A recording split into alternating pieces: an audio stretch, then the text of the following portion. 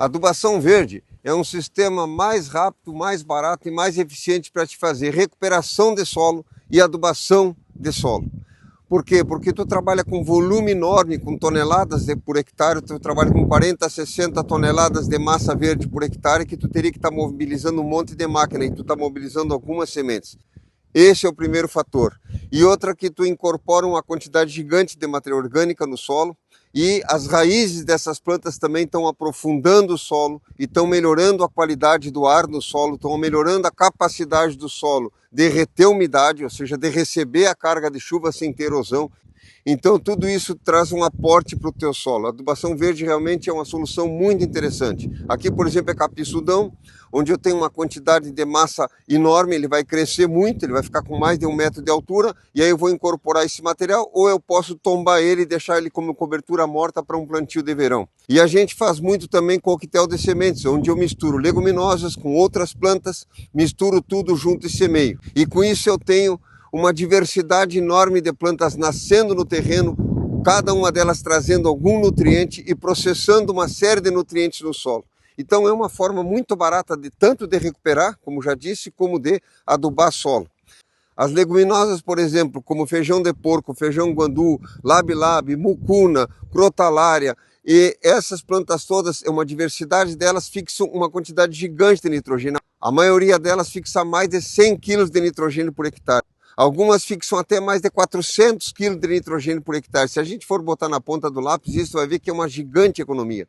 Então, é uma forma simples de trabalhar e muitas vezes as pessoas dizem assim, não, para trabalhar com agricultura orgânica tem que ser em pequena escala, não dá em grande escala. Com certeza dá em grande escala. E uma das coisas que tu pode fazer para adubação orgânica em grande escala é exatamente a adubação verde, porque se quiser eu posso semear até de avião.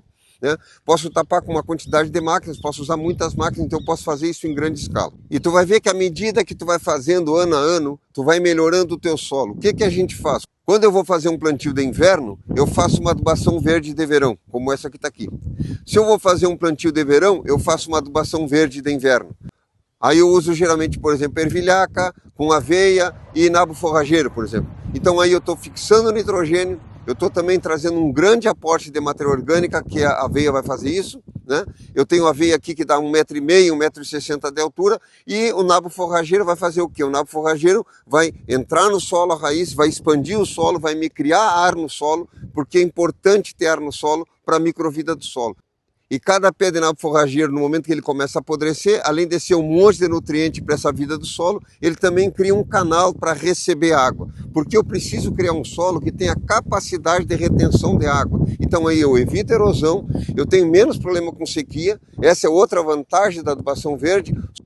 Solos adubados com adubação verde, tu vai ver que as plantas têm uma resistência maior à seca, porque na verdade a gente fica vendo as plantas na superfície, mas se tu for fazer um corte e olhar a quantidade de raiz que tu tem por baixo, tu tem uma trama de raízes por baixo, certo? E no momento que essas plantas morrem, tu tem uma série de microcanais que se formaram ali, onde a vida se movimenta por esses canais, e a água também. Então, no momento que eu melhoro a condição de absorção de água e melhoro a condição de ar no solo, obviamente eu aumento a minha produtividade e eu tenho menos problema com sequia.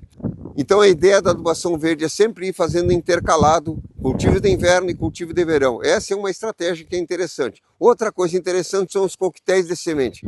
O coquetel de sementes é muito interessante porque tu cria uma diversidade de plantas no ambiente, cada uma trazendo um tipo de nutriente, com um tipo de profundidade de raiz, então fica muito interessante. Então a gente põe de tudo, põe milho, põe milheto, põe abóbora, põe feijão guandu, põe crotalária, põe labi-labi, põe mucuna, põe sorgo, mistura de tudo. O que for de verão, no caso, mistura de tudo, e aí esparrama e tapa. E aí aquilo começa a nascer cada um no seu tempo. Quando aquilo está no auge da produção, a gente amassa aquilo tudo no solo, certo? E tu tem uma camada de matéria orgânica em cima do solo e essa microvida te agradece. Tu vai ver como o solo muda muito rápido. 2, 3 anos tu tem um solo completamente regenerado.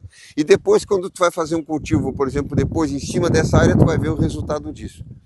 No inverno, geralmente, a gente trabalha com aveia, ervilhaca, nabo forrageiro, trevos também, eu uso também. Então, a adubação verde é uma técnica muito interessante para trabalhar, não só para regenerar solo, como já disse, mas para fazer adubação de solo e ter solo sempre. Eu consigo ir trabalhando com solo, eu consigo plantando, lavrando, e cada ano que passa eu consigo ter um solo melhor a partir do momento que eu trabalho com adubação verde. Acompanhe a gente aqui que a gente está sempre trazendo informação sobre agricultura orgânica, sobre permacultura e sobre bem viver no campo.